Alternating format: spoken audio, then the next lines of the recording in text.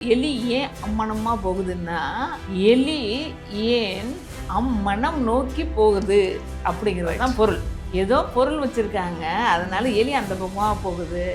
எலி எல்லா பக்கமும் போகாது. ஏதாவது பொருள் இருக்குன்னா எலி கரண்டுறதுக்காக, சுரண்டுறதுக்காக போவான். அதனால தான் எலி ஏன் அம்மனமாக போகுதுன்னா, ஓ நீ ஏதோ வச்சுருக்க அப்படிங்கிறது தான் பொருள்.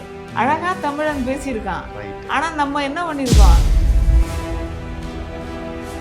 கழுதைக்கு தெரியுமா கற்பூர வாசனை? கழு என்கின்ற கோரை புல்லால் தைப்பதற்கு தெரியுமாம். அந்த கழுங்கிற கோரைக்கு கற்பூர வாசனை இருக்கும். அதான் கழு தைக்க தெரியுமாம் கற்பூர வாசனை அப்படின்னு. சும்மா கிடந்த செங்க ஊதி எடுத்தான் ஆண்டி அப்படின்னு சொல்றாங்க. மனசு அப்படிங்கிறது எங்க இருக்கு சொல்லுங்க? இங்க இருக்கு. எங்க இருக்கு? அது என்ன வடிவம்? வடிவம் இல்ல. ஆனா மனசு வலிக்குதுன்னு எங்க சொல்றோம்? பாரமா இருந்தது. மனசுங்கிறது இங்க இருக்கு. ஏன்னா நம்முடைய எண்ணங்கள் தான் மனசு. இல்லாத ஒரு உறுப்பை இருப்பதாக உருவகம் செஞ்சிருக்கோம். அது முதல்ல தெரிஞ்சுக்கணும். புண்பட்ட மனதை புகை விட்டு அப்படின்னா புன்னகை விட்டு, அது புகை அல்ல. புண்பட்ட உங்களுடைய காயங்களை புன்னகையால் சிரிக்க வச்சு ஆத்து அப்படிங்கிறது தான் அந்த செய்தி. செத்த நாடியில வரேன் அப்படின்னு சொல்லுவாங்க. கொஞ்ச நேரத்துல வரேன் அப்படின்னு. செத்த நாடியில வர்றேன். சாகிறதுக்கு எவ்வளவு நாழி ஆகும் சொல்லுங்க? நறுமுகையே நறுமுகையே நீ ஒரு நாழிகன் இல்ல, செங்கனி மூடிய வாய் திறந்து நீ ஒரு செய்தி சொல்லாயின்னு வருது இல்ல. நாழி அந்த இலக்கணத்துல எப்படி எல்லாம் எழுதியிருக்காங்க. நீ ஒரு நாழிகைன்னா 24 நொடி.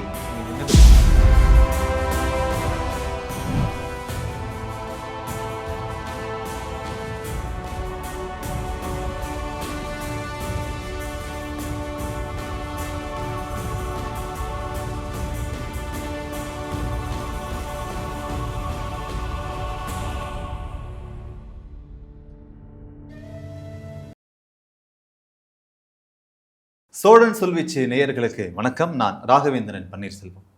தமிழ் மொழி மிக தொன்மையான மொழி. அம்மொழியில் பல சொற்கள் இன்றைய காலகட்டத்தில் நாம் பயன்படுத்துவதை தவிர்த்து இருக்கிறோம். அது ஏன் என்ற காரணம் என்பது குறித்தும், என்னென்ன சொற்கள் எல்லாம் தவிர்க்கப்பட்டிருக்கிறது, அதை எப்படியெல்லாம் நாம் மீளாய்வு செய்ய வேண்டும் என்பது குறித்தும் உரையாடுவதற்காக நம்மோடு இணைந்திருக்கிறார் கல்வியாளர் மதிப்பிற்குரிய அம்மா புனிதா கணேசன் அவர்கள். வணக்கம் அம்மா. வணக்கம். எப்படி இருக்கீங்க? நல்லா இருக்கேன். நீங்கள் நல்லா இருக்கீங்களா? நல்லா இருக்கேன். மகிழ்ச்சி.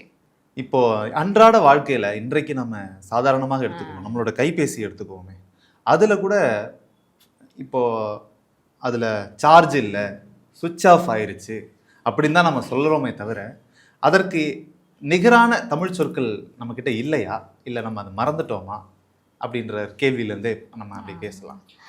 நீங்கள் ரொம்ப இளைஞராக இருக்கிறதுனால இந்த சூழலில் இந்த காலகட்டத்தில் நீங்கள் பயன்படுத்துகிற சொல்ல முதல்ல கேட்டிருக்கீங்க. ஏன்னா இப்போ அலைபேசியோ கைபேசியோ நீங்கள் குழந்தையாக இருக்கிறபோது வந்த ஒரு சொல். ஆமாம். இது தொன்மையானதா அப்படின்னு கேட்டால் இல்லை. நவீனத்துவமாக ஆகும்போது அதற்கான சொல் பழங்கால சொற்கள் இல்லை. இது மாதிரி ஒரு கருவி கண்டுபிடிப்போமா, இது மாதிரி ஒரு கருவி உருவாக போகுதா அப்படிங்கிறதுக்காக அகராதியில் அந்த சொற்கள் இல்லை.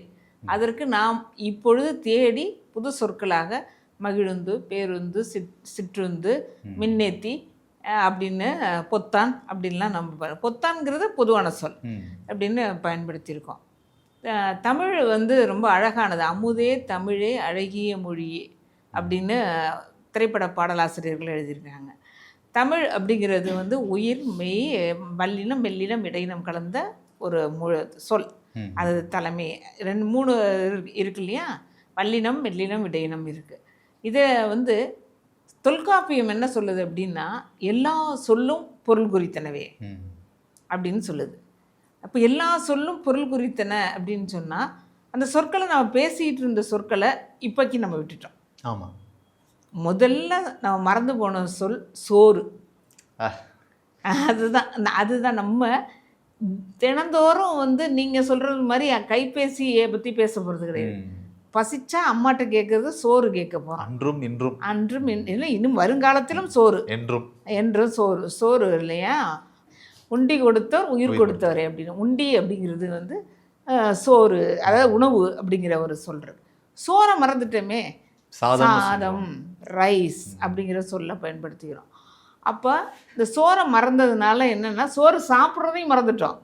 சோறை மத்தியம் மறக்கல, சோறு சாப்பிட்றத மறந்து ரொட்டி துண்டுகள், அவசர உணவுகள், திடீர் சமையல் இதை தான் நம்ம சாப்பிட்டுக்கிட்டு இருக்கோம். இது மாதிரியான சொல்ல நம்ம மறந்தோம். குழம்பு அப்படின்னு சொல்கிறது கிடையாது, கொஞ்சம் கிரேவி போடுங்க அப்படின்னு சொல்கிறோம். அப்புறம் தொட்டுக்கிறதுக்கு என்ன இருக்குது அப்படின்னு தான் கேட்டோம். இப்போ சைடிஷ் என்ன இருக்குது அப்படின்னு கேட்குறோம்.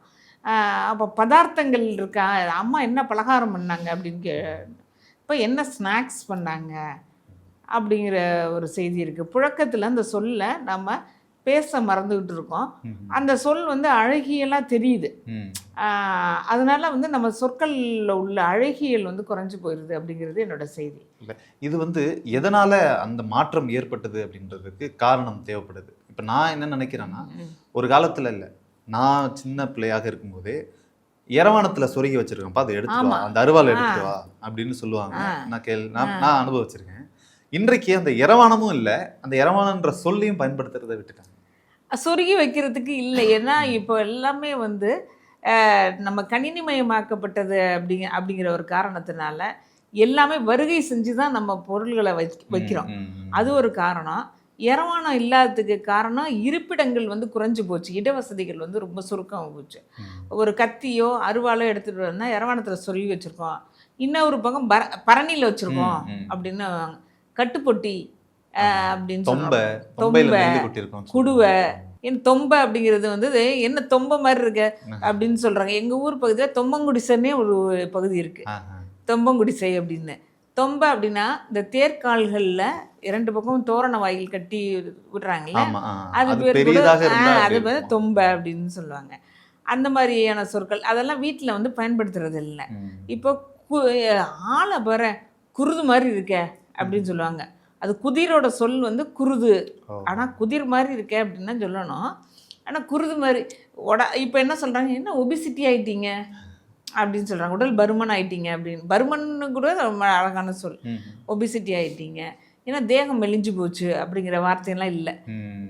உடல் மெலிஞ்சு போச்சு, தேகம் மெலிஞ்சு போச்சு, மெய்யால சொல்கிறேன், மெய்யா நான் சொல்கிறேன் அப்படின்னு சொல்லிட்டு இருந்தாங்க. மெய்யாலுமா அப்படின்னு இப்போ வந்து சென்னை தமிழாக சொல்கிறாங்க. ஆனால் மெய்ங்கிறதுமா அது ஆச்சரியமான சொல்லாக இருக்குது. மெய்ங்கிறது வந்து உடம்பு, உடம்பு இல்லாமல் உயிர் இருக்காது. அப்புறம் தமிழில் உள்ள மெய்யெழுத்துக்கள், உயிரெழுத்துக்கள் அப்படின்னு இருக்குது. அப்படியான சொற்களை வந்து நம்ம என்ன மறந்துக்கிட்டு இருக்கிறதுக்கான காரணம் நம்ம வாழ்வியலை மாற்றிக்கிட்டது தான் ஒரு காரணம். இப்போ தக்காளியை இப்போ நம்ம சமைக்க ஆரம்பித்தோம்னா நம்ம என்ன செய்வோம்னா, ரசம் வைக்கணும் அப்படின்னா சாதாரணமாக எங்கள் ஆச்சி சொல்லுவாங்க, பூண்டு மிளகு தட்டி தக்காளியை கரைச்சி ரசம் வைப்பா அப்படிம்பாங்க. இப்போ வலைதளங்களில் என்ன சொல்கிறாங்கன்னா, சமையல் குறிப்புன்னே பண்ணு, ஒரு டீஸ்பூன் ஒரு தேக்கரண்டின்னு கூட இல்லை, ஒரு டீஸ்பூன் ஜீரகம், 1/2 டீஸ்பூன் மிளகு, 1 டீஸ்பூன் வந்து மஞ்சத்தூள் போட்டு தக்காளி பழங்களை துண்டு துண்டாக சிறிதாக நறுக்கி அப்படிங்கிறாங்க. அதெல்லாம் கிடையாது, அது சமையலும் கிடையாது. மிளகு ஜீரகம் வச்சு நல்லா நகட்டி, அதாவது நகட்டி அப்படிங்கிறது வந்து ஒரு வருது, நசுக்கிங்கிறது நகட்டி, இல்லைன்னா தட்டுறது.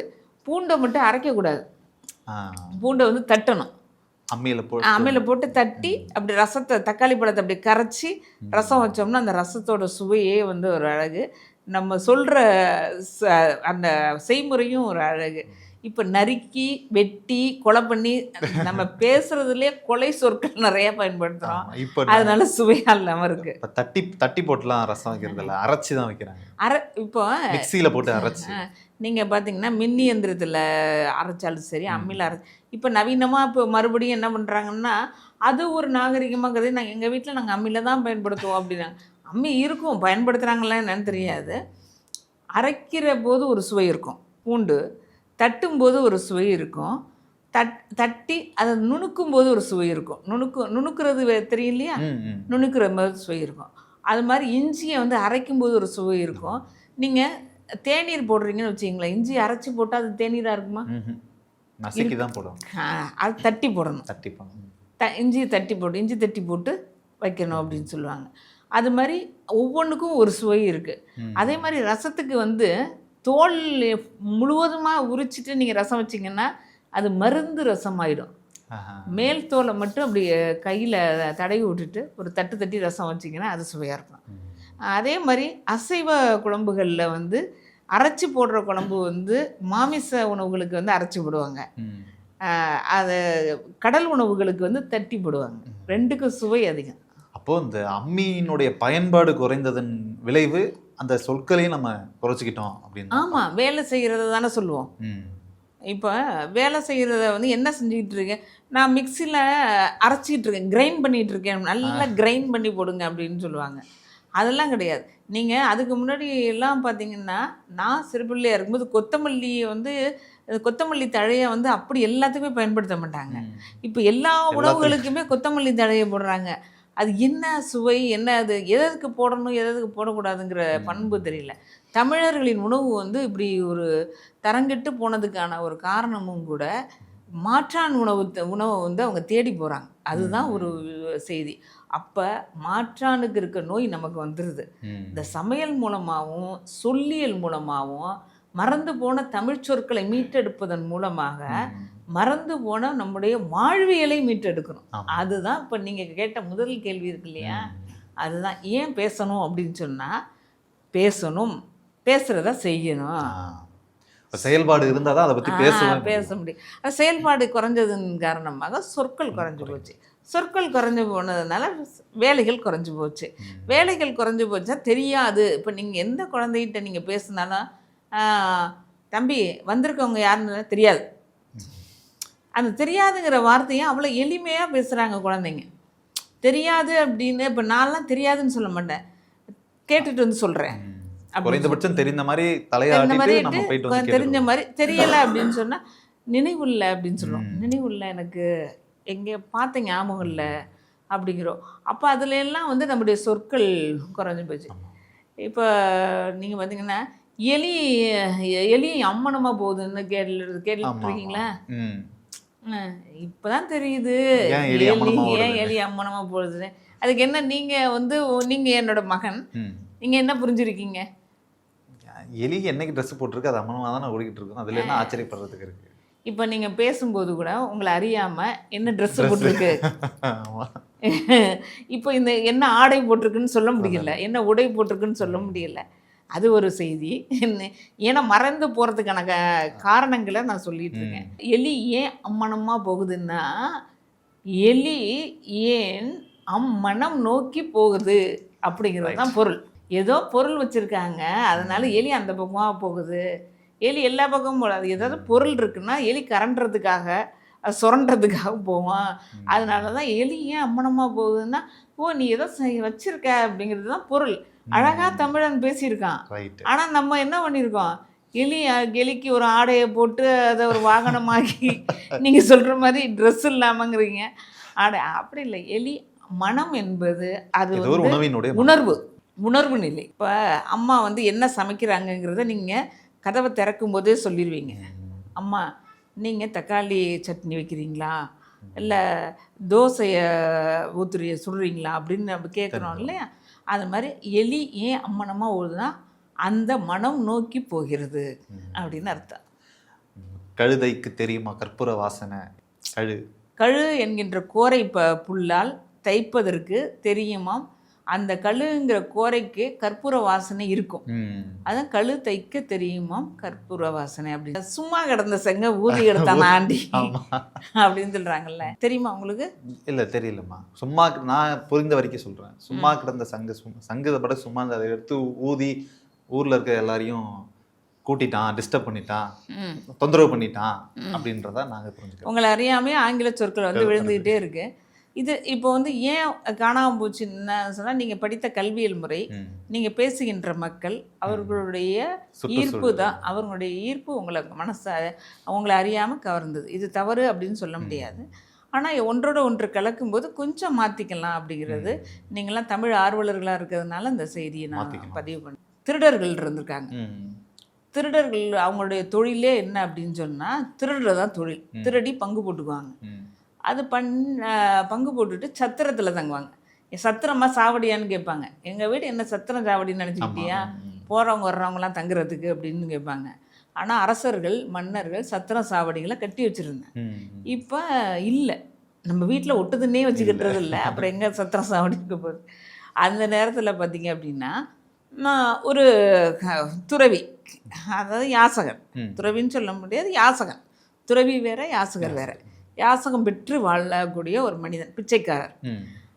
அவரும் அங்கே உட்காந்துருக்கார். என்னடா இவங்க போகிறாங்க, பொழுது சாய போகிறாங்க, அப்புறம் விடிய காலம் வர்றானுங்க, வந்தோடனே பொருள் கொண்டு வர்றாங்க, என்ன வேலை பார்க்குறாங்க இவங்க. நம்ம ஆனால் சூரியன் உதிக்கும் போது நம்ம போகிறோம், மறையும் போது வந்துடுறோம். அவங்க சூரியன் மறையும் போது போகிறாங்க, உதிக்கும் போது வந்துடுறானுங்க. 2 பேர் வேலையும் பாருங்கள். நமக்கு கண்ணு முழிக்கலாம், நம்மளும் சும்மா தானே இருக்கோம், போய் கேட்போம் அவங்கள்ட்ட, நம்மளையும் ஒரு பங்குதாரரை சேர்த்துக்கிறியா அப்படின்னு கேட்போம் அப்படின்ட்டு. அப்போனா அவனுங்க சொல்கிறானுங்க, ஐயா நாங்கள் திருட்டு வேலையில் பார்க்குறோம், அதனால் உங்களெல்லாம் சேர்த்துக்க முடியாது. நீ கோயிலில் ஏதோ யாசகம் பெற்றுட்டு சாமிக்கு ஏதோ புண்ணிய காரியங்களை பண்ணிக்கிட்டு இருக்கிற, நீ எங்களோட சேர்ந்தா மாட்டிக்குவே அப்படிங்க. அவர் சொல்கிறார், அதெல்லாம் இல்லையா, நான் ஏதாவது உழைச்சி சம்பாதிக்கணும்னு நினைக்கிறேன், உங்களோட வரேன் அப்படின்றாரு. சரி வா உன் தலையெழுத்து அப்படின்னு இவனுங்க அழைச்சிட்டு போகிறானுங்க. அழைச்சிட்டு போனால் ஆடு திருட போகிறானுங்க. இந்த யாசகருடைய வேலை எப்படின்னா, பிச்சைக்காரனோட வேலை, நம்ம வந்து ஒரு படத்தில் திரைப்படத்தில் கவுண்டம் பண்ணி ஹாய் மம்மி டேடி அப்படின்னு சொல்கிறது மாதிரி இவரோட வேலை வந்து இந்த மார்கழி மாதத்துலலாம் பார்த்தீங்க அப்படின்னு சொன்னால் இந்த தாதர்கள்லாம் வந்து 2 பக்கமும் சுமந்துட்டு வருவாங்க, அரிசி எல்லாம் வாங்கிட்டு போவாங்க. சங்கு ஊதி கேட்குற வேலை தான் இந்த பிச்சைக்காரரோட வேலை, யாசகருடைய வேலை. அவர் போகும்போது அவருடைய பொருள்லாம் எடுத்துகிட்டு போவார்ல. இப்போ நம்ம வந்து அலைபேசி இல்லாமல் எங்கேயும் பயணம் பண்ணும்போது தான், அம்மா இல்லாமல் கூட கொஞ்சம் நேரம் இருந்துரும், அலைபேசி இல்லாமல் இருக்க முடியல, அது மாதிரியே கையில்லாத மாதிரி இருக்கு. ஆமாம், இந்த நேரத்தில் போகிறார். ஆடு திருடுறது நாங்கள் சொல்கிறத மட்டும் செய்ய அப்படின்றார். சரி அப்படின்னு சொன்னால் இவர் சொல்கிறார், நான் போய் லாபகமாக திருடுறேன் அப்படின்னு சொல்கிறார். எடுத்து போய் காலை பிடிச்சிடுறாரு, ஆட்டுக்காலை. அது கத்துது, மே அப்படின்னு கத்துது.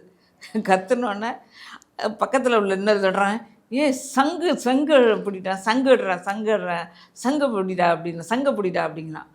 இவங்க இடுப்பில் உள்ள சங்க எடுத்து ஊதி பிடித்தான். ஊதுதான் ஆடு திருண்ட கூட்டம் மாட்டிக்கிட்டேன். சும்மா கிடந்த சங்க ஊதி கெடுத்தாமா ஆண்டி. ஊதி யார் ஆண்டின்னா என்னன்னா பிச்சைக்காரன், பரதேசி.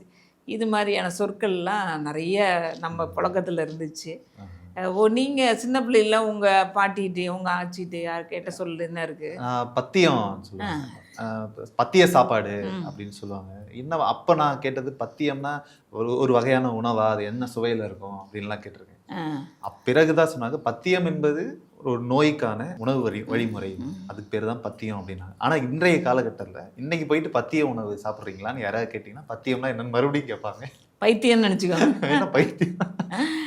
பத்தியம் அப்படின்னு சொன்னாலே அதாவது அந்த சொல்கிறாங்களே சுக்கு மிளகு திப்பிலி அந்த மாதிரி உணவுகள் இயல்பாக நம்ம உடலே நம்ம உடம்பை நாம தான் சரி பண்ணிக்கணும். ஒரு செய்தி உங்களுக்கு நான் சொல்கிறேன், அம்மாவாக சொல்கிறேன். நமக்கு உடல் இயலாமல் போய்விட்டாலோ சரியில்லாமல் போய்விட்டாலோ நம்மளுடைய மூளைக்கு நாம் கட்டளையிடணும், நீ நல்லா தான் இருக்க, உனக்கு ஒன்றும் ஆகலை அப்படிங்கிற சொல் வந்து யார் சொல்லணும்? நம்ம சொல்லிக்கணும். அது வந்து சரியாயிடும், அது 3/4 சரியாயிடும். ஏன்னா ஜவஹர்லால் நேரு வளர்த்த நாய் இருக்கு இல்லையா, அந்த ஏன்னா இந்த செய்திக்குள்ளே போயிட்டு நான் அதுக்குள்ளே வரேன். அந்த நாய்க்கு வந்து உடல்நிலை சரியில்லாமல் இருக்கும். ஜவஹர்லால் நேரு ரொம்ப மனித பண்பு மிக்க மனிதர்.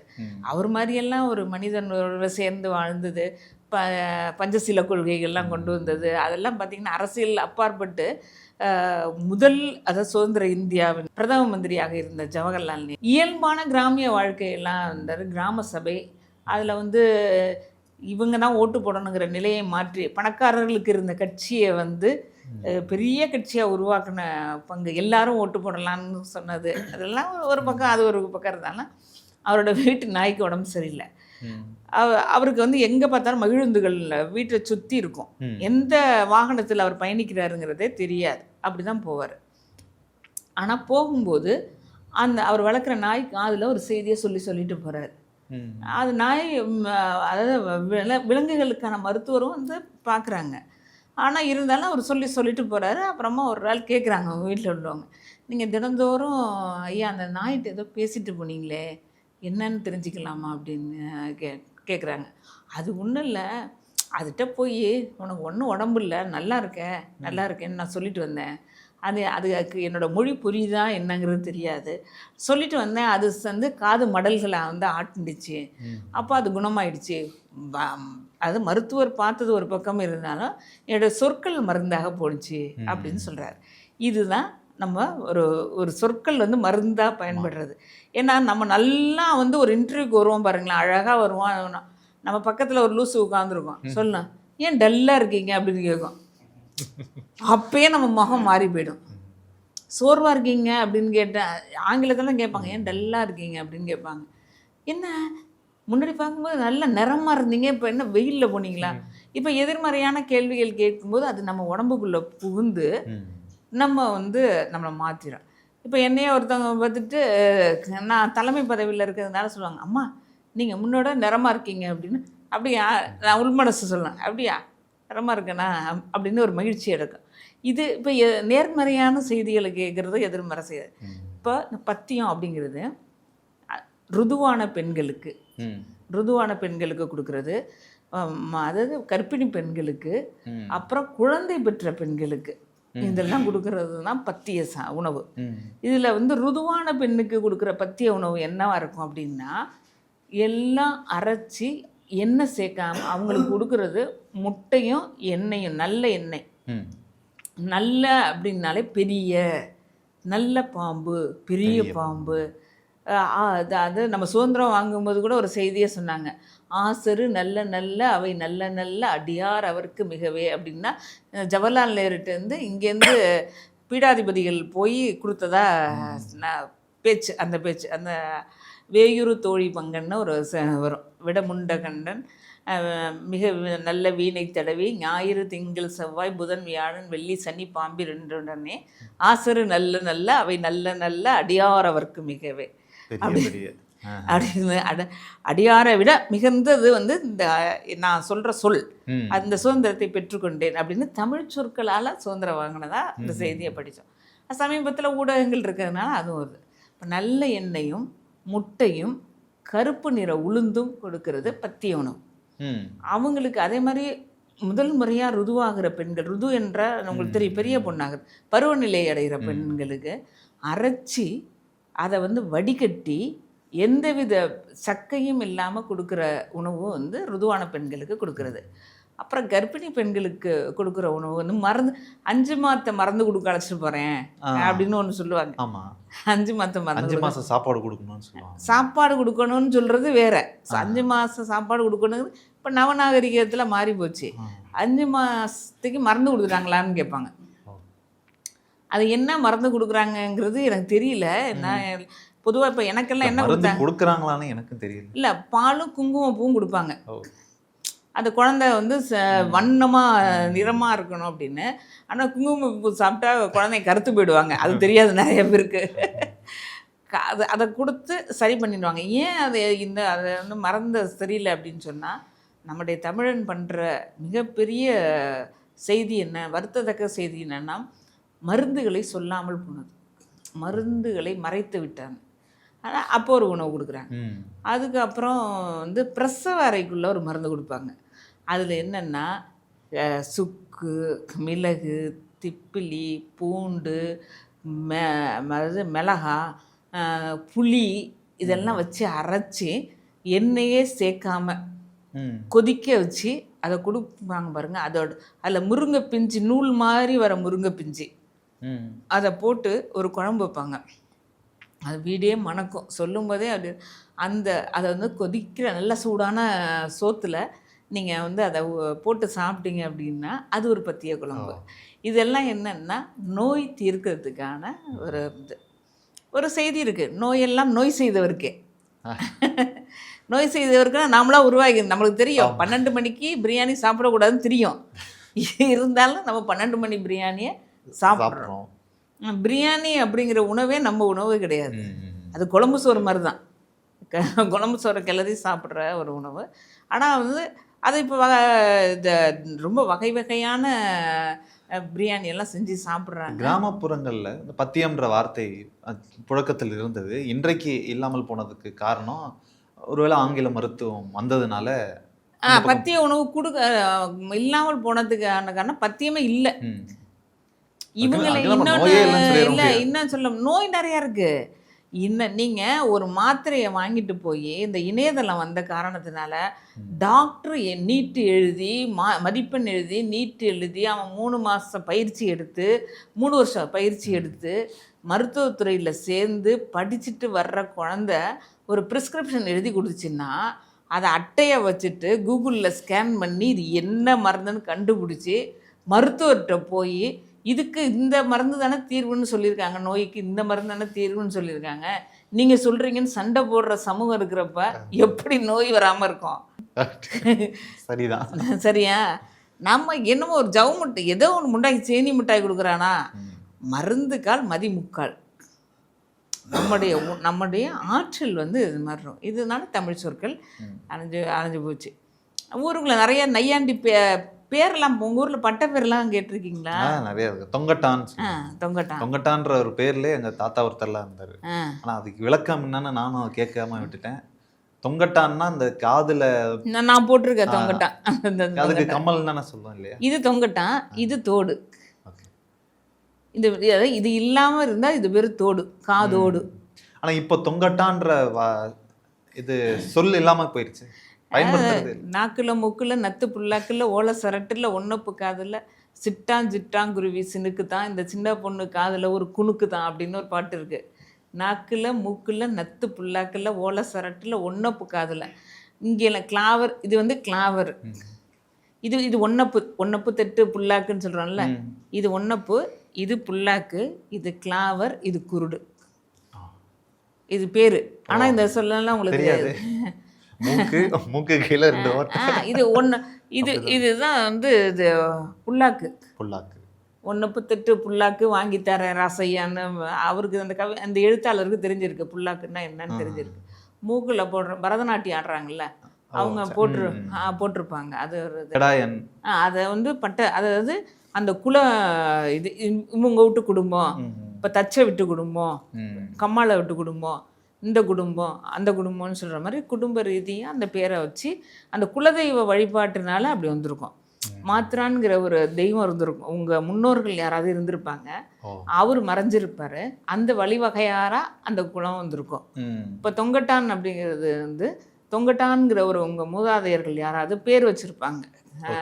இப்போ மூக்குத்தி அம்மன் அப்படின்னு சொல்கிறோம் இல்லையா, மூக்குத்தி அப்படிங்கிறது வந்து வருது. பெண்கள் மூக்குத்தி போடுறது வந்து ஒரு அழகு. சில சமூகத்தில் போட மாட்டேங்கிறாங்க. மூக்குத்தி வந்து அந்த மூக்குத்தி அம்மன் அப்படின்னு சொல்கிறாங்க. அந்த வழிவகையில் வந்தவங்க ஒரு சமூகமாக இருக்கும். இப்போ எங்கள் ஊரில் பார்த்தீங்க அப்படின்னா ரொம்ப நெய்தல் நிலத்துக்காரவங்க, நெய்தல் மருதமா. அங்கே ஒரு ஆள் பேர் கொழுக்கட்டை. கொழுக்கட்டையா? கொழுக்கட்டை இருப்பாரா? என்ன அவருக்கு நடக்க முடியாமல் நடப்பார் அவர்.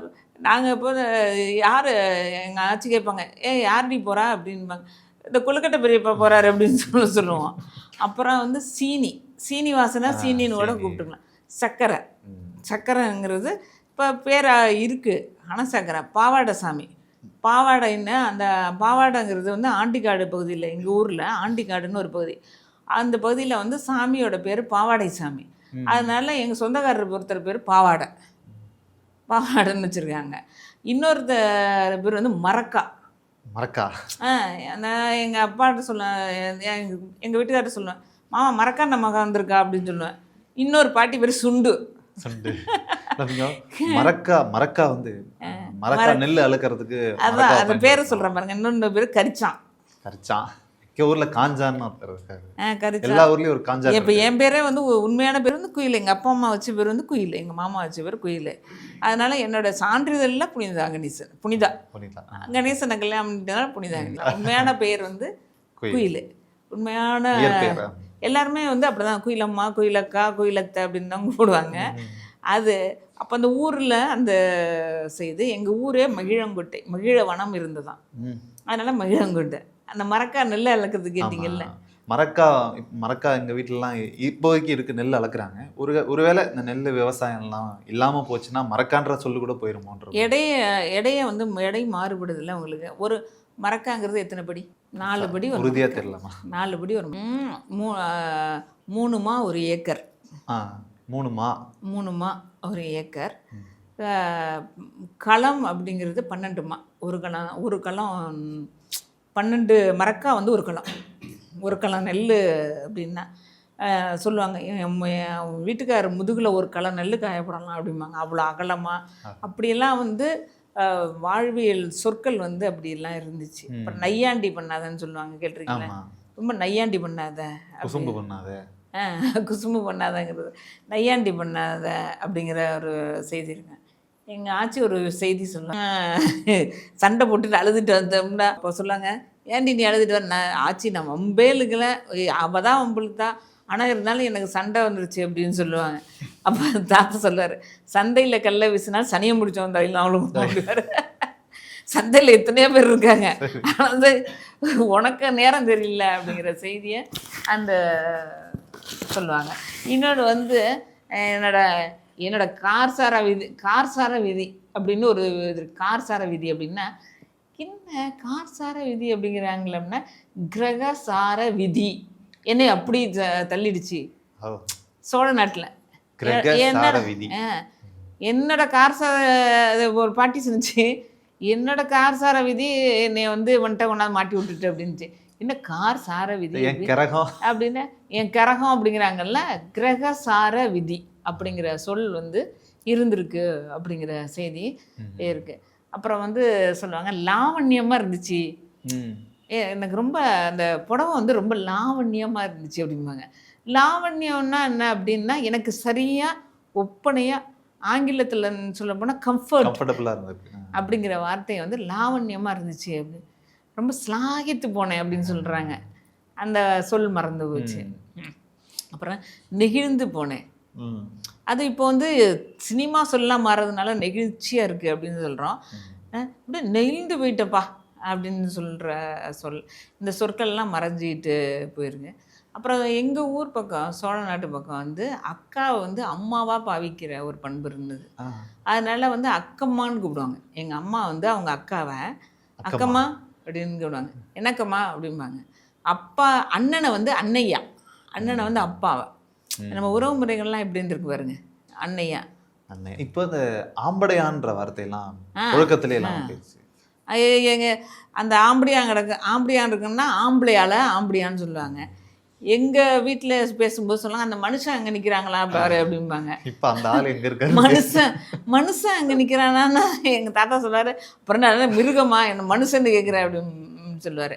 பேர் சொல்லாமல் வாழ்ந்த ஒரு மரபு.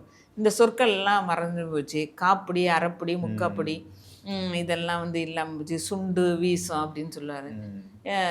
இன்னொன்று நகைச்சுவையாக சொல்லுவாங்க, இப்போ நமக்கு எதிராளி வர்றாங்கன்னா தாத்தா வேலை செஞ்சுட்டே சொல்லுவார், ஏய் 6:15 6:45 வர்றா பார்த்து நடந்துக்கோ அப்படிம்பாங்க.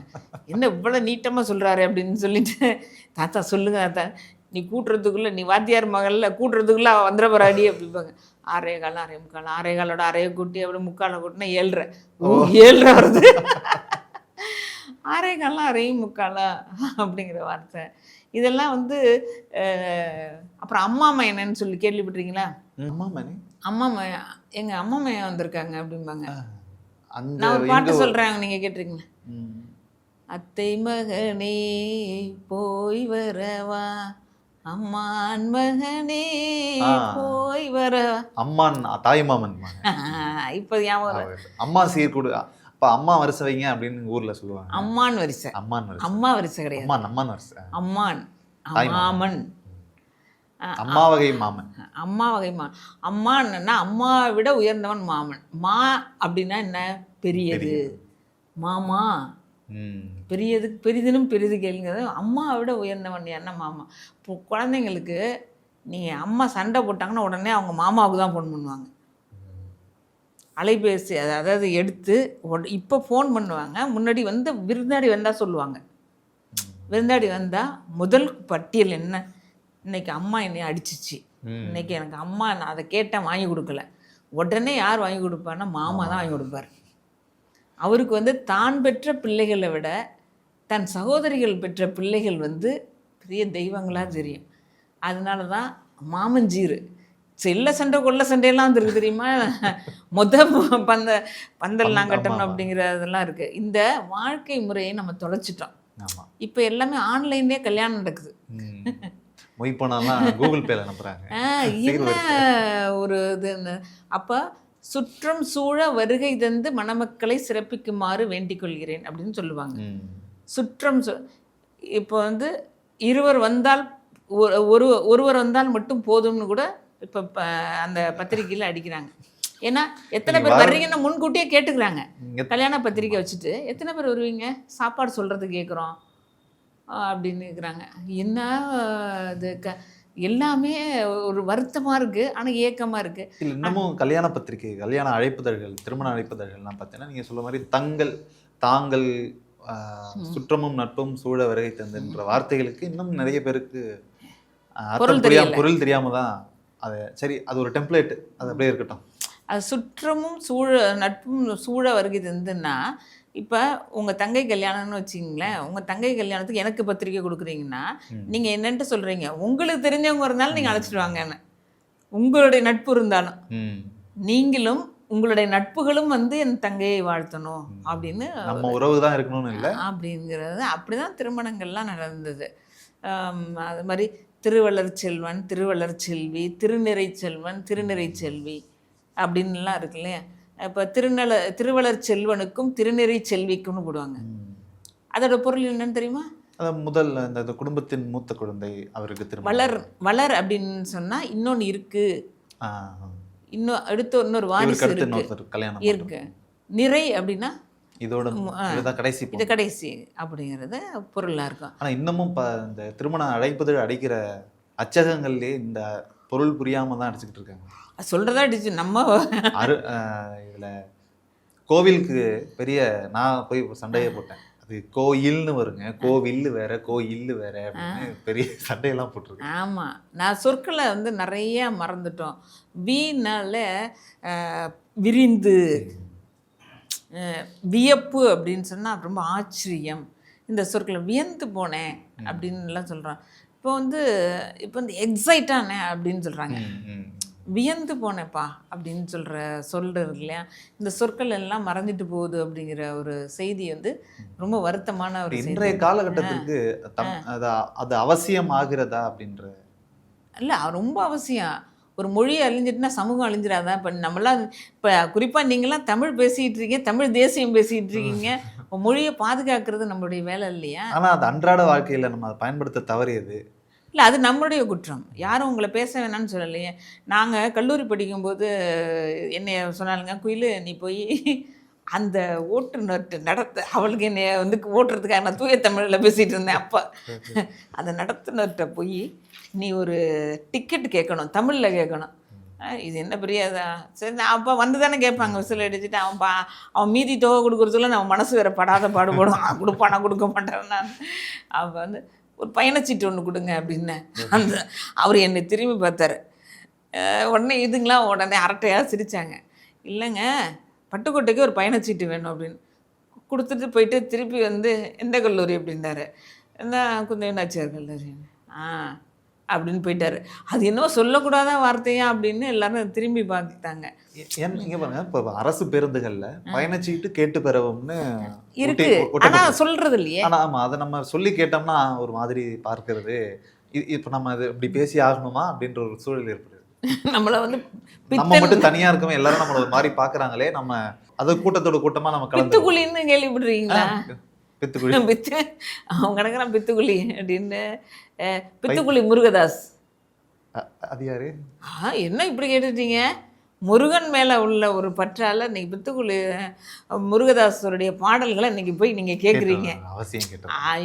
அப்படியே உங்களுக்கு ஈர்க்கும். நீங்கள் அவர் என்ன மொழி என்ன இனம் அதெல்லாம் தெரியாது.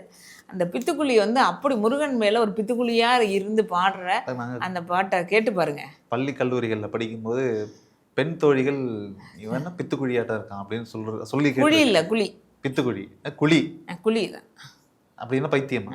பித்துக்குழி. குழிங்கிறதுக்கு குழிங்கிறதுக்கும் ரெண்டு வித்தியாசம் இருக்குது. அதே மாதிரி இந்த குளம்னுக்கே இந்தெல்லாம் குளம்னா இந்த குளிக்கிறதுக்கு ஒருலாம், அதாவது சார்ந்த சமூகத்துக்கு ஒரு குளம், என்ன குளம் அப்படிங்கிறது இருக்குது. ஒவ்வொரு சொல்லுக்குமே அதுதான் தொல்காப்பியம் சொன்ன செய்தியை மறுபடியும் சொல்கிறேன். எல்லா சொல்லும் பொருள் குறித்தனவே. போ போ அப்படிங்கன்னு ஒரு சொல் இருக்குது. ஒரு சொல் பொருள் குறிக்கும். தமிழுக்கு மட்டும்தான் அந்த சிறப்பு இருக்குது. ஒரு எழுத்து ஒரு சொல்லை தருமா, ஒரு நிகழ்வை தருமா அப்படின்னா, ஒரு சொல் ஒரு விளக்கத்தை தருது. போ அப்படிங்கிற ஒரு சொல், ஒரு எழுத்து எங்கே போகுது, எப்படி போகுது, எங்கே போகுது எல்லாம் இருக்கு இல்லையா, அதை ஓசையோடு சொல்லி பாருங்களேன். போ அப்படின்னு போ அப்படின்னு சொன்னால் அது வருது. போ மாத்திரை அளவு கூட கூட அதனுடைய உணர்வுகளும் கூட போ அப்படின்னு சொல்கிறோன்னு வச்சுக்கோங்க, கோவத்தில் சொல்கிறோம். அப்போ அதோட ஒளி, உடல் மொழி, உடல் மனம் சிந்தனை எல்லாம் சேர்ந்தது ஒரு மொழியாக இருக்கிறது தமிழில் மட்டும்தான். வா அப்படின்னு சொல்கிறான். வா வா வா 2 முறை சொன்னுச்சு. உன்னை தான் எதிர்பார்த்துருந்தேன். வா வா வா வா, உனக்கு விருப்பம் இருந்தா வா. நாங்கள் வரலாமா? உன்னோட வரலாமா? வா வா, அதில் ஒன்றும் பிரச்சனை இல்லை. எவ்வளோ அழகாக இருக்குது பாருங்களேன். சீ அப்படிங்கிறதுக்கு சி அப்படிங்கிறதுக்கு அப்படியே நேர அப்படியே ஒரு எழுத்து தான் எவ்வளோ செய்தியை சொல்லுது பாருங்களேன். என்னடி இவ்வளோ அழகாக இருக்க, சி வெக்கமாக சொல்கிறோம்ல, சி அப்போ எவ்வளோ அந்த பக்கம் வெக்கம், அந்த பக்கம் கேவலமாக. தா தா தா அந்த ஒளி, இதுதான் மறைந்து போன தமிழ் சொற்களில் நிறைய செய்திகள் இருக்குது. மீட்டெடுக்கணும் சொல்லுவாங்க. நிறைய பழமொழிகள்லாம் வந்து ஒரு மாதிரியான பழமொழிகள்லாம் சொல்லுவாங்க. அதெல்லாம் சொன்னோன்னா அது பொருள் புரிந்து ஒரு விவாதத்துக்குள்ளே போவோம். கண்டிப்பாக நம்ம ஒரு இன்னொரு நாள் அதை பேசுவோம். நிறைய சொற்கள் வந்து இப்படி மறைஞ்சு போயிட்டுருக்கு. வளையல் போடாத கையில் உணவு சாப்பிடாத காலமெல்லாம் இருந்தது. வளையல் போடாமல் உணவு பரிமாற மாட்டாங்க பெண்கள். அது என்ன காரணங்கிறது வந்து கேட்கணும். எங்கள் தாத்தா சாப்பிட்டீங்களான்னா, அவள் என்ன வளையல் போடாமல் இருக்கா, வகையில் சாப்பிட சொல்கிற, வளையலுக்கும் இதுக்கு என்ன தொடர்பு இருக்குது அப்படின்னு ரொம்ப நாளாக நான் ரொம்ப சிந்திச்சிட்டு இருந்தேன். இந்த மாதிரி வளையல் போட்டு தான் உணவு போடணும். மறு உணவு போடும்போது எழுந்து ஆப்பையில் தான் ஒரு ஆப்பை சோறு, ஆப்பன்னு கேட்டுருக்கீங்கன்னா நீங்கள் ஒரு கரண்டி சோறு போடுங்கன்னு சொல்கிறீங்கல்ல, ஒரு ஆப்பை சோறு குடிச்சாலும் அப்படின்னு சொல்கிறாங்க. ஆப்பங்கிறது ஆப்பை தான் நம்மளுடைய அந்த கரண்டியோட தமிழ் சொல். ஓஹோ, ஒரு ஆப்பை சோறு சாப்பிட்டப்பா, ஒரு குண்டா அப்படியே நல்லா. அதே மாதிரி வந்து கூம்பாவில் சாப்பிடுவாங்க. கூம்பான்னு கேட்டிருக்கீங்களா? கூம்பா கப்பன் சாசர்னு இப்போ சொல்கிறீங்க இல்லையா, அது மாதிரி இருந்தது தான் கூம்பா. அந்த கூம்பாவில் தான் சோறு சாப்பிட்டாங்க. இப்போ கூம்பா கிடையாது, வட்டி. இன்னொரு பேர் வட்டாங்கிறது நம்ம பெரிய அகலமானது. வட்டி, கூம்பாவோட இன்னொரு பேர் வட்டி. குண்டான், கூடை, கோழி கொடப்பு. கோழி கொடப்புன்னு கேள்விப்பட்டிருக்கீங்களா? அது கோழிகளை வந்து உள்ளர தள்ளி அது கொடப்பு. கூண்டு, மாடுகள், ஆடு மாடுகளை சேர்த்து வைக்கிற இடம் பேர் கூண்டு. இந்த மாதிரி ஜாடியோட பேர் குடுவை கேள்விப்பட்டிருக்கீங்க. இந்த ஆப்பை, மரக்கா, மிளகா சொலவு அப்படிங்கிறது வந்து மரம். சொலவு வேற, மரம் வேற. அதில் வந்து தட்டுறது, புடைக்கிறது, தூத்துறது, அல்றதுன்னு இருக்குது. இப்போ நான் மறந்து போன தமிழ் சொற்கள்லாம் சொல்கிறாங்க. ஏன் அப்படி தூத்துற என்னைய அப்படின்னு கேட்குறாங்கன்னு வச்சுக்கோங்க. ஏன் இப்படி என்னைய வந்து ரொம்ப கொளிக்காத அப்படின்னு ஒரு வார்த்தை இருக்கும். எங்கள் ஊர் பக்கம் ரொம்ப கொளிச்சிக்கிட்டு போகிறா அப்படிம்பாங்க. கொளிச்சிக்கிட்டு ரொம்ப கொளிச்சிட்டு போகிறா, ஆளை பாரு, ரொம்ப ஆள் இல்லாமல் ரொம்ப கொளிச்சிட்டு போயிட்டுருக்கு அப்படின்னு சொல்லுவாங்க. அப்போ அது அப்புறம் வந்து தட்டி பேசுகிறாயா. இப்போ இது எல்லாமே எதோட தொடர்பில் இருக்குன்னா, நம்ம புளிய முறத்தால் விரட்டுன தமிழச்சியாக இருக்கோம்ல, அந்த முறம் பேசுது, புடைக்குது. அதாவது மேலே வந்து அப்புறம் தூத்துறது, அப்புறம் வந்து கொளிக்கிறதுங்கிறது இப்படி வச்சுட்டு கொளிக்கிறது. கல் தனியாக, அரிசி தனியாக, அது தனியாக பிரிக்கிறது. அப்புறம் அல்லல் பொட்டின்னு கேள்விப்பட்டிருக்கீங்களா? அல்லல் ரொம்ப அல்லல் படுறேன் அவனை வச்சுக்கிட்டு அப்படின்னு. அல்லல் படுறது தான் துயரப்படுறது. அல்லல் பொட்டி பார்த்துருக்கீங்களா? அல்லல்பட்டி. ஏன்னா நீங்கள் இப்போ அரிசியில் கல் இல்லையே, நீங்கள் சாப்பிட்ற சோத்தில் வந்து கல் இல்லையே, கல் கிடக்குன்னே வீட்டில் புருஷன் முன்னாடி சண்டை வரும். என்ன கல்லை நேம்பிட்டு போட்டியா அப்படிம்பாங்க. நேம்பிட்டு போடுறது அப்படிங்கிறது இல்லை, நோம்புறதுன்றது. அதை நோம்புறது, நேம்புறது அப்படின்னு சொல்கிறது ஒரு ஒரு பக்கம். அந்த சோத்தை அப்படி உரசி உரசி சாப்பிடுவாங்க, கல் இருக்கான்னு அடியில் பார்த்து அரிக்கிறது. அதை இப்படி வச்சுட்டு குண்டான வச்சு இப்படி இப்படியே அரிப்பாங்க. அரிசி உளுந்தெல்லாம் அரிசி இப்போ தொழும்பு எடுக்கிறாங்க இல்லையா, அது பேர் தொழும்பு. உளுந்தில் உள்ள கருப்பு பகுதி பேருன்னு தொழும்பு. இந்த சொல் இல்லை. இப்போ அல்லல் பட்டி அப்படிங்கிறதுனா நெல்லை காய வச்சு, நெல்லை அவிச்சு காய வச்சு பதம் பார்த்து மில்லில் விட்டோம் அப்படின்னா மில்லில் வந்து கொடுவார். அரிசி வந்து தவிடு வேணுமா வேணாமா அப்படின்னு கேட்பாரு. தவிடு வேணும், தவிட்டுக்கு அரைக்கிறதுனா காசு எடுத்துக்க மாட்டார், தவிடு அவங்க எடுத்துக்குவாங்க, அரிசி நமக்கு வந்துடும். தவிடு வேணும் அப்படின்னா ஒரு மூட்டைக்கு இவ்வளோன்னு கொடுக்கணும்.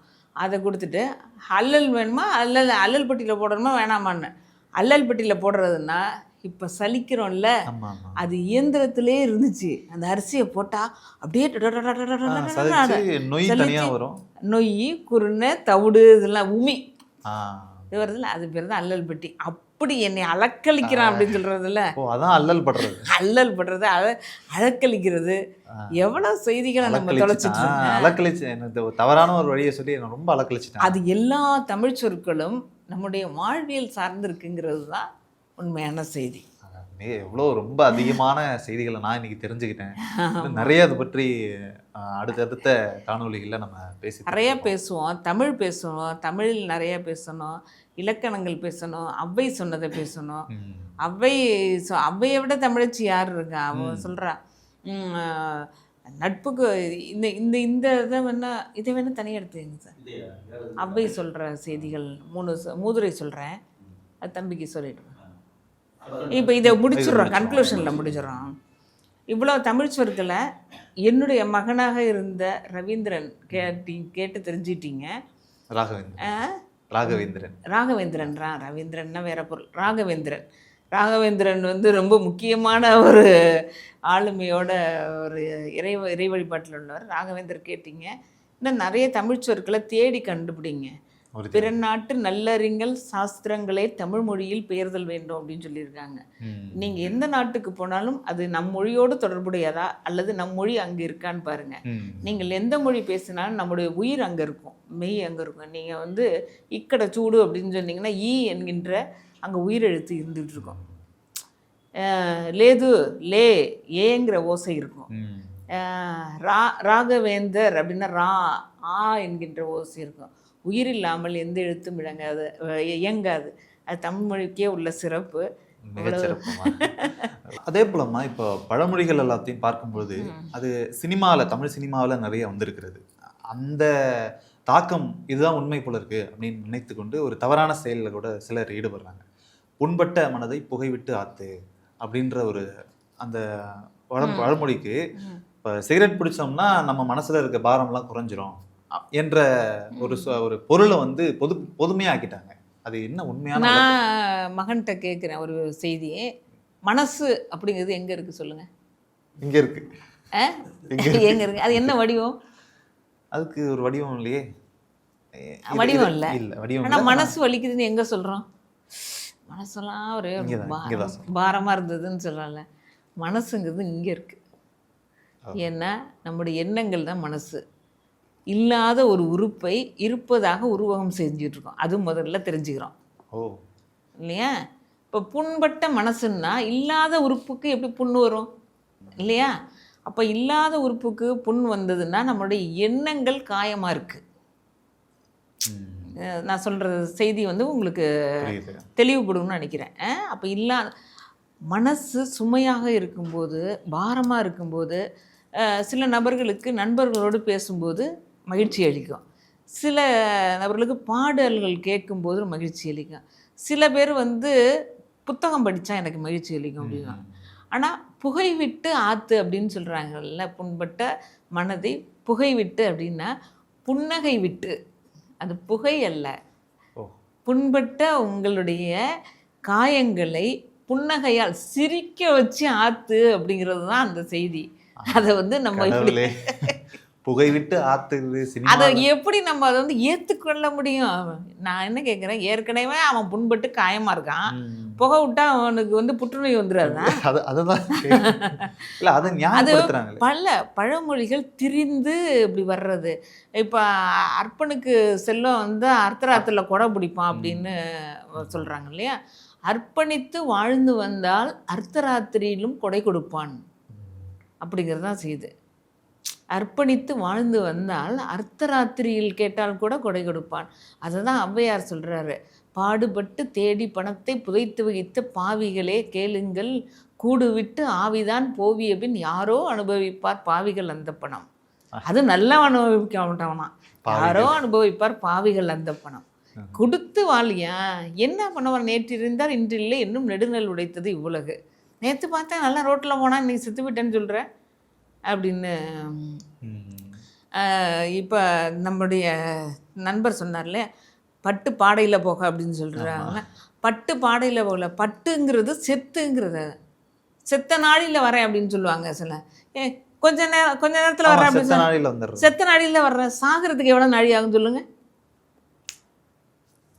அந்த நாளைக்குள்ள வந்துடுறேன், விரைவாக வர்றேங்கிறத அதிகபட்சமாக சொல்லக்கூடிய வார்த்தை செத்த நாளில் வந்துடுறேன். செத்த நேரத்தில் வந்துடுறன்றது நாழி அப்படிங்கிறது எத்தனை மணி, அதாவது சற்று நேரத்தில் சற்று நேரத்தில்னு நம்ம இலக்கணம் அப்படி சொல்கிறோம். வாய்மொழி வழியாக சொல்கிறோம் செத்த நாழின்னு, செத்த நேரம் அப்படிங்கிறோம். நாளி என்பது எத்தனை நிமிடம், ஒரு நாழிங்கிறது எத்தனை நிமிடம் இது ஓடிக்கிட்டு இருக்குது. நான் என்ன கேட்குறேன், ஒரு நாழிகை ஆயிடுச்சு, ஒரு நாளிகை ஆயிடுச்சுப்பா வரல அப்படின்னு நான் என்னை நேர்காணல் பண்ணுற தம்பி ஒரு நாழிகை ஆயிடுச்சு வரல அப்படின்னா 24 நொடி ஒரு நாழி. அப்போ 48 அப்படின்னு, 48 வந்து ரெண்டு இது வருதா, 2.5 நாழி வந்து ஒரு நிமிடம். 60 நொடி கரெக்டாக, 60 நொடி ஒரு நிமிடம். 2.5 நாழி அப்படிங்கிறது ஒரு நிமிடம். நாழி ஆயிரத்து சீக்கிரம் பொண்ணை கூட்டிட்டு வாங்க அப்படின்னு வாங்கோ கோ. அது நாழி ஆயிடுச்சு அப்படின்னா அந்த ஒரு நொடி ஆயிடுச்சு அப்படிங்கிறது 60 நொடி ஆயிடுச்சு. நறுமுகையே நறுமுகையே இன்றொரு நீ ஒரு நாழிகை நில்லாய், செங்கனி மூடிய வாய் திறந்து நீ ஒரு செய்தி சொல்லாயின்னு வருது இல்ல. நாழி அப்படி இலக்கணத்துல எப்படி எல்லாம் எழுதியிருக்காங்க பாருங்க. நீ ஒரு நாழிகைன்னா 24 நொடி இங்க நின்றுட்டு போனா என்ன, 24 நொடி. 2.5 நாழிகைங்கிறது ஒரு நிமிடம். இன்னைக்கு புது செய்தியை தெரிஞ்சுக்கிறீங்கல்ல, அதுக்கு புதுசுமா. இந்த திரைப்படங்களுக்கான ஒரு கட்டுப்பாடுன்னு சொல்ல முடியாது, அவர்களுக்கு ஒரு பங்கு இருக்கு இல்லையா சமூகத்துல. நம்ம மொழியை எடுத்துட்டு போறோம், செய்தித்தாள்கள்ல என்ன வார்த்தைகள் இருக்கிறதோ, என்ன சொற்கள் இருக்கிறதோ அதை நம்ம படிக்கிறோம், அதை தான் நம்ம உள்வாங்கி கொண்டு போறோம். அங்க இருக்கக்கூடிய அந்த ரெஸ்பான்சிபிலிட்டி சினிமாவுக்கும் இருக்கணும்ல. ஏன்னா இந்த புண்பட்ட மனதை புகைவிட்டு ஆத்துன்றதை நாங்க அப்படிதான் புரிஞ்சு இல்ல. இது வந்து வழக்கு ஒழிந்து போய் அது மருவி தனக்கு ஏற்ற சூழலை அவர் எடுத்துக்கொள்ளுகின்ற இயக்குனர் அல்லது கதையாசிரியர் அல்லது எழுத்தாளர் அது மாதிரி பண்ணுறாங்க. ஆனால் நீங்கள் புண்பட்ட மனது அப்படின்னா காயம்பட்ட காயமே இது பொய்யடா காற்றடைத்த பையடா.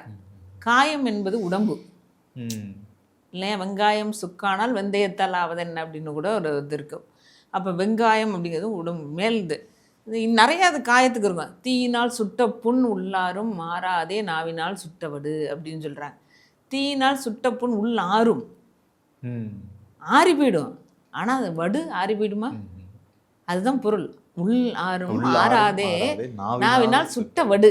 நாவில் தானே சுட்டேன், அதான் அவனை மன்னிச்சிட்டேன், நான் மறக்கலைன்னு சொல்கிறாங்கல்ல, அதுதான். இப்போ நீங்கள் புண்பட்ட மனதை புன்னகை விட்டு ஆத்து அப்படிங்கிறது தான் அதை அப்படி மாற்றணும். அதுதான் உண்மை. ஏன்னா அதை சொல்ல எடுத்துக்கிறோம்ல. யார் நான் ஒரு தடவை சொன்னேன் 100 தடவை சொன்ன மாதிரின்னா, இப்போ நான் வீட்டில் அம்மா நிறைய தடவை சொல்லியிருப்பாங்க, நிறையா முறை சொல்லியிருப்பாங்க. ஏய் நான் ஒரு முறை சொன்னேன்னு வச்சுக்கா, அதுதான் உறுதியான சொல்லுன்னு சொல்லியிருப்பாங்க அம்மா. ஆனால் நம்ம மூளையில் அது ஏற்றிருக்காது. ஆனால் நமக்கு பிடிச்ச ஒரு கதாநாயகர் சொல்லும்போது சொல்ல ஏற்றணும். கொழுக்கட்டைக்கு தலை இல்லை கூத்தாடிக்கு முறை இல்லைன்னு ஒரு படம் கேட்டிருக்கீங்களா? கொழுக்கட்டைக்கு எது தலை இல்லை, வாள் எது இல்லை, கூத்தாடிக்கு எது முறை? அப்பாவும் பையனும் மாமன் மருமகனாக நடிச்சிருப்பாங்க, அண்ணன் தம்பியாக நடிச்சிருப்பாங்க, எதிரியாக நடிச்சிருப்பாங்க. கூத்தாடிக்கு முறை இல்லை இது நாடகம்லாம் நடிக்கிறாங்கல்ல, ஆமா ஆமா ஆமா. ஆண் வந்து பெண்ணா நடிப்பாங்க, பெண் வந்து நடித்தல். உலகமே ஒரு நாடக மேடை, அதில் நடிப்பவர்களும் ஆட வரும் பெண்டிரம் அப்படின்னு ஷேக்ஸ்பியர் சொல்லியிருக்காரு.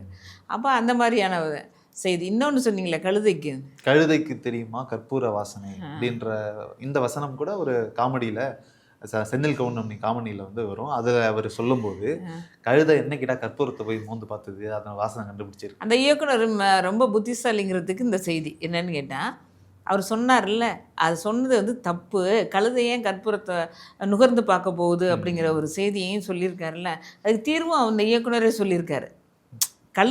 கழுதைக்கு, அதாவது அதோட உள்ளார்ந்த பொருளை நீங்கள் எடுத்துக்க வேணாம், அதை ஏன் அதை நுகர்ந்து பார்க்க போகுது அப்படின்னு சொல்லும்போது அவர் அதுக்கு அவருக்கே தெரியல கழுதை ஏன் கற்பூரத்தை அதை வந்து உணரப்போகுது அப்படிங்கிற செய்தி அவரே தீர்வாக சொல்லியிருக்காரு, சிந்திச்சிருக்காரு.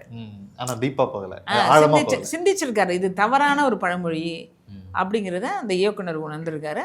அதை நடித்த வந்து ஏன்னா சிரிப்பு நடிகர் திரு கவுண்டமணி அவர்கள் வந்து மிகச்சிறந்த ஆற்றல் வாய்ந்த ஒரு மனிதர். நல்லா அவரோட பேச்செல்லாம் நான் கேட்டிருக்கேன். ரொம்ப அழகாக பேசக்கூடிய ஒரு நபர்.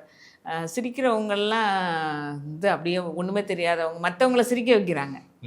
அது எவ்வளோ பெரிய கலை தெரியுமா, மற்றவங்கள சிரிக்க வைக்கிறது. சில பேர் உயர் பதவியில் இருக்கவங்கள பார்த்து வணக்கம் சொல்லி பாருங்க, அவங்க வணக்கம்னு சொன்னால் என்னை பார்த்து வணக்கம் சொல்லிட்டாங்க. நம்ம கல்லூரியிலேயே, இப்போ நான் கல்லூரி நடத்துகிறேன், 300 பேராசிரியர்கள்லாம் இருக்காங்க. சில பேராசிரியர்கள் வந்து வணக்கம் சொன்னால் அப்படியே பாட்டு போவாங்க, என்னமோ அந்த பையன் கிட்ட வந்து சொன்ன மாதிரி அப்படிவாங்க. நான் அதான் கூப்பிட்டு கேட்பேன், ஏன் வணக்கம் தானே சொன்னான், திருப்பி சொல்ல வேண்டியது தானே அப்படின்னு கேட்டேன். அதில் அவங்களுடைய சுயமரியாதையை வந்து அவங்க மேலே வச்சுக்கிறாங்களாம்.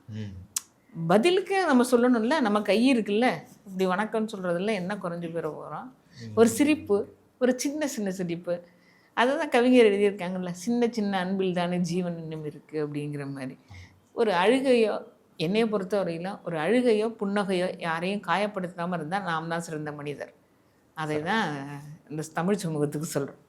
ரொம்ப அதிகமான சொற்களை தெரிந்து கொள்ள வேண்டிய ஒரு நல்ல ஒரு வாய்ப்பாக இது அமைந்திருக்கு. மீண்டும் மற்றொரு காணொளியில் இது சம்பந்தமாக நம்ம நிறைய பேசுவோம், தமிழ் பேசுவோம். ரொம்ப நன்றி, வாழ்த்துக்கள்.